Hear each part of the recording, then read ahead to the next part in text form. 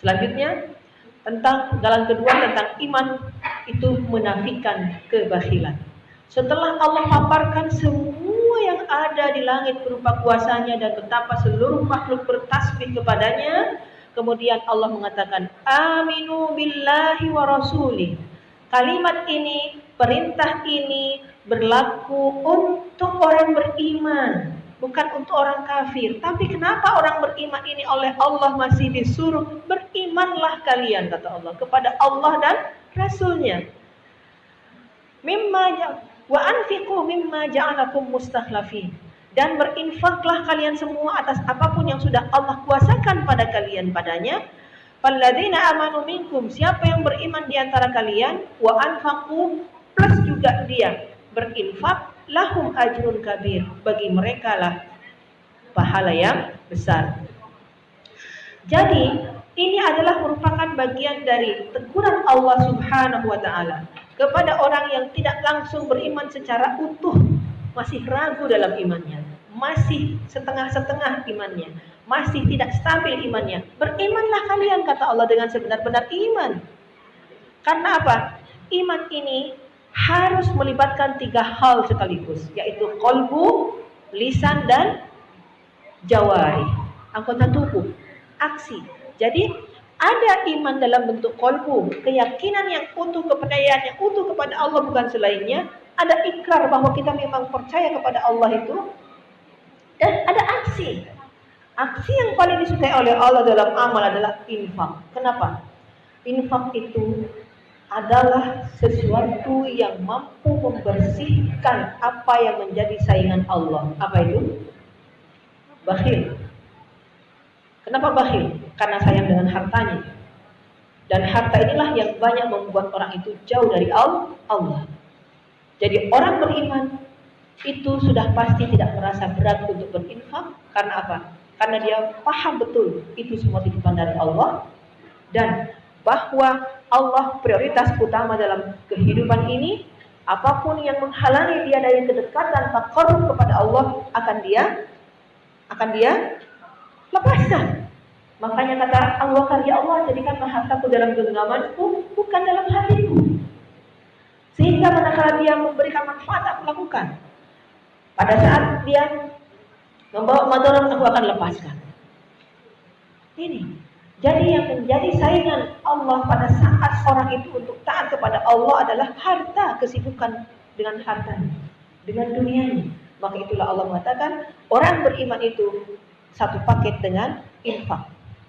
Ya, dia taat kepada Allah dan dia melepaskan keterikatan dirinya dengan hartanya dengan berinfak berapapun.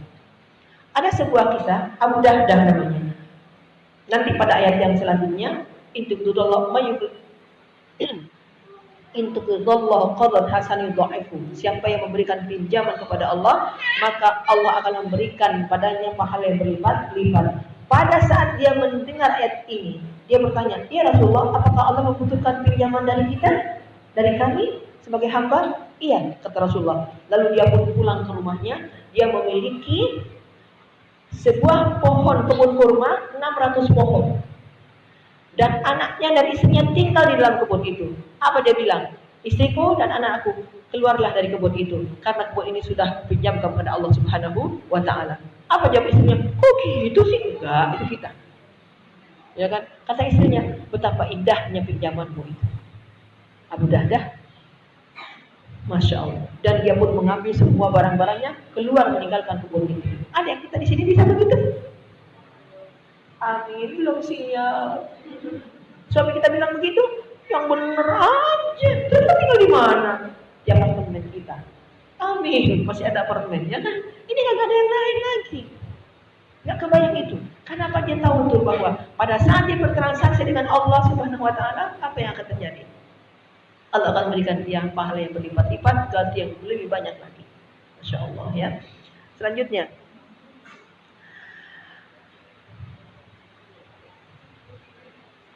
wa ma lakum la tu'minu billahi war rasul yad'ukum litu'minu bi rabbikum. Kenapa kau tidak beriman juga, kata Allah, sementara kepada Allah dan Rasulnya, sementara Rasul sudah mengajakmu litu'minu bi rabbikum, untuk beriman kepada Tuhanmu. Wa qad akhadha mitsaqakum in kuntum mu'minin. Dan Allah sudah mengambil perjanjian dengan kalian jika kamu percaya, jika kalian beriman kepada Allah Subhanahu wa taala. Akhwati fillah, suatu saat Rasulullah SAW bersama sahabat, lalu beliau bertanya kepada para sahabat, siapakah yang paling luar biasa imannya? Sahabat menjawab, malaikat. Lalu kata Rasulullah, kenapa mereka tidak akan beriman? Tentu mereka itu akan beriman, karena mereka itu memang senantiasa di sisi Allah, dan mereka memang dicipta untuk taat kepada Allah. Lalu kata Rasulullah lagi, Rasulullah bertanya lagi, jawab mereka, para nabi, ya kan?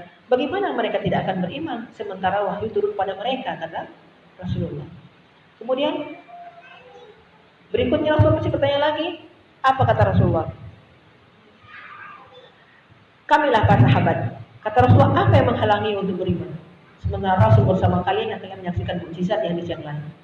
Lalu kata Rasulullah, ada, kata Rasulullah, sekelompok orang sesudah kalian yang mereka hanya menerima lembaran-lembaran, lalu mereka beriman kepada semua isinya, mengamalkan semua isinya. Kitalah insya Allah.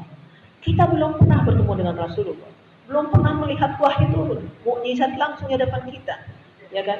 Tapi kita beriman hanya bermodalkan Al-Quran plus sirah nabawiyah kalau baca buku.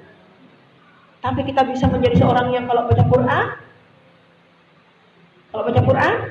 menangis. Kata orang Arab, orang Indonesia naik haji pada saat baca Quran nangis. Tanya, ngerti enggak? Enggak. Tuh. Hebatnya di situ tuh Al-Quran.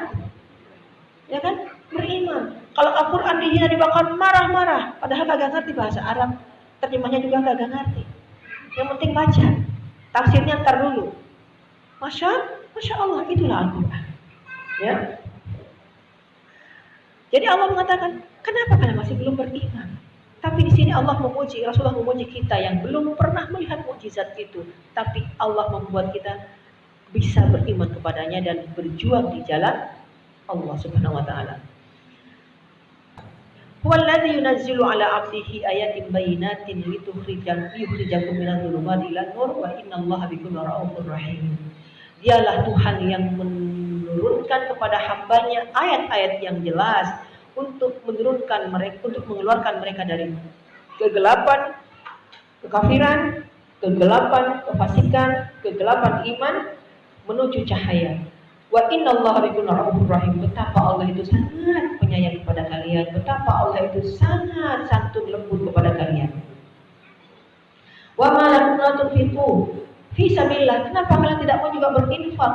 Qulillahi milkus samawati wal ardi. Padahal Allah itu memiliki seluruh perbendaharaan langit yang ada dan di bumi juga. Artinya apa? Yang kalian punya itu titipan Allah. Ayo salurkan titipan ini. Jangan bawa genggam terus gitu kan. Ini adalah titipan Allah, salurkan. Allah punya seluruh warisan bendahara langit dan bumi. Allah punya itu semuanya. Pasti Allah ganti. Jadi harta itu fitrahnya, sunnahnya bergerak. Dia diam, dia akan menetap. Tapi kalau kita gerakkan akan mengalir yang deras lagi. Paham di sini? Maka itu apa yang Allah bilang, wa may yuqashuhha nafsihi fa ulaika humul muflihun. Siapa yang sudah dibersihkan oleh Allah hatinya dari kerak kebakilan, dialah orang yang beruntung. Jadi infak itu mampu membuka karat-karat yang ada dalam keran rezeki itu, kemudian dia menjadi bersih dan lancar kembali. Tapi kalau dibiarkan dia menetap, maka dia akan menjadi kerak dan hanya menutup jalur rezeki berikutnya. Atau mungkin dia akan rusak malahan kerannya. Bekarat, lalu keropos, lalu habis. Habisnya bisa ditipu orang, bisa hilang, bisa belanja salah-salah, pokoknya habis. Maka itu, agar kerannya ini tidak karat, tidak buntu, lancarkan dengan sering berinfak. Itu. Makanya malaikat selalu kata Rasulullah berdoa setiap pagi, Allahumma aqti munfiqan khalafa wa aqti mumsikan talafa. Ya Allah, berilah ganti yang lebih baik buat orang yang berinfak hari ini, dan berikanlah kebinasaan kepada orang yang mumsik, yang menahan hartanya pada hari ini. Berinfaklah setiap pagi. Cuma satu saya ingin sampaikan, lompat ke ayat yang 21. Ya, ayat yang ke-21 kalau nggak salah. 20. I'lamu annamal hayatud dunya la'ibun wa lahwun wa zinatun wa tafakhurun bainakum wa takasurun fil amwali wal aulad. Kamathali ghaithin a'jabal kuffar nabatuhu thumma yahidu fatarahu musfarra thumma yakunu hutama wa fil akhirati 'adzabun syadid wa maghfiratun minallahi wa ridwanun wa mal hayatud dunya illa mata'ul ghurur. Kata Allah, setelah kita diajak bertasbih dan sebagainya tentang yang lain-lain, sudah kita lompat ke sini, Allah menggambarkan tentang karakteristik dunia yang kalian berat di dalamnya, lalu kalian berat beriman kepada Allah, dan kalian juga berat untuk berinfak di jalan Allah. Ketahuilah, dunia yang kalian geluti itu adalah la'ibun, tidak lebih dari hanya main-main, walahwun, dan sesuatu yang melengahkan, melalaikan, wazinatun, dan berhiasan saja, watafahurun, dan berbangga-banggaan di antara kalian, watakasurun fil amwali wal aulad, dan berbanyak-banyakan dalam harta dan anak. Kama salil ghaithin a'jabal kuffar, sebagaimana perumpamaan mereka, perumpamaan itu seperti hujan yang tanamannya mengagumkan para petani. Petani itu kufar, yang Allah gambarkan, ya kan? Tsumma yahiju fatarahu musfarra. Kemudian tanaman yang sudah tadi subur menghijau itu kemudian mengering, layu mengering. Tsumma yakunu hutama, lalu menjadi kayu bakar. Wa fil akhirati 'adzabun syadid, sementara azab sudah menunggu. Wa maghfiratun minallahi wa ridwan. Ada ampunan dari Allah bagi orang yang tidak tertipu dengan semuanya itu, dan ridwan Allah. Wa mal hayatud dunya illa mata'ul ghurur. Tidaklah kehidupan dunia kecuali perhiasan yang menipu. Ibu-ibu, ada nggak sih sesuatu yang kita suka banget gitu, terus kita sampai selamanya suka? Bosan kan? Coba ingat-ingat, apa yang paling kita idamkan selama ini kita nabung untuk beli? Pakai berapa kali, dirawat berapa lama, bosan nggak? Ya kan? Maka itu nggak usah terlalu ngoyo untuk hal-hal yang sementara ini. Gak usah. Karena manusia itu dikasih sebuah karakter suka bosan oleh Allah Subhanahu wa taala. Sama. Likulli syai'in fatrah, kata Allah. Segala sesuatu itu ada masa jenuhnya. Tapi barang siapa yang pada masa futur, masa jenuhnya itu fisabilillah, dia dalam jalan Allah, ketaatan, ala sunnati, kata Rasul dalam sunnahku, dia sudah faza, dia beruntung. Tapi barang siapa pada masa bosannya itu, dia itu berada di luar sunnahku, berarti dia sudah hancur, binasa, kata Rasul. Sama. Ibadah terus ada bosan. Ibadah itu aktivitas ruhiyah. Maka untuk menghilangkan kejenuhannya apa? Aktivitas fisik, olahraga, jalan-jalan, aktivitas otak, diskusi, baca buku dan sebagainya. Ya kan? Jadi perumpamaan harta itu, kehidupan dunia kata Allah ini, seperti hujan yang menyirami kebun, kemudian menghijau, indah dilihat, lama-lama layu, kering, jadi kayu bakar. Begitu hidup itu. Ya, tidak ada yang tidak akan rusak. Tidak ada. Makanya kata Rasulullah, ada seorang hamba mengatakan, hartaku, hartaku, hartaku. Padahal harta itu tidak lebih dari 3 hal, kata Rasulullah. Dimakan kemudian terbuang jadi kotoran, dijadikan pakaian kemudian menjadi lusuh, atau disedekahkan. Itu aja. Lalu diteruskan oleh yang lain untuk menanam. Ya kan? Kenapa kita harus habis-habisan untuk itu? Masya Allah. Itulah kehidupan. Itulah kehidupan. Maka itu untuk dunia, nggak usah terlalu modal keluarin banyak, ya, sampai kemudian nggak imbang antara pengeluaran dengan fungsinya. Pastikan bahwa apa yang kita beli, apa yang kita punya itu membantu, memudahkan urusan kita, bukan kita yang ngurusin dia. Itulah supaya kita tidak menjadi mataun guru, tidak menjadi sebuah perhiasan yang menipu. Pastikan bahwa apa yang kita beli itu berjelas manfaatnya, bukan merepoti kita. Harus dikasih lemari yang mahal, dikasih cover yang berat, yang bagus, harus ada perawatan ini itu. Ya Allah, berpikir ulang untuk memiliki barang-barang yang merepoti. Pastikan bahwa barang-barang yang kita punya tidak akan menghabiskan energi kita yang seharusnya kita pakai untuk dakwah, untuk amal soleh, dan untuk tabungan akhirat kita. Allahumma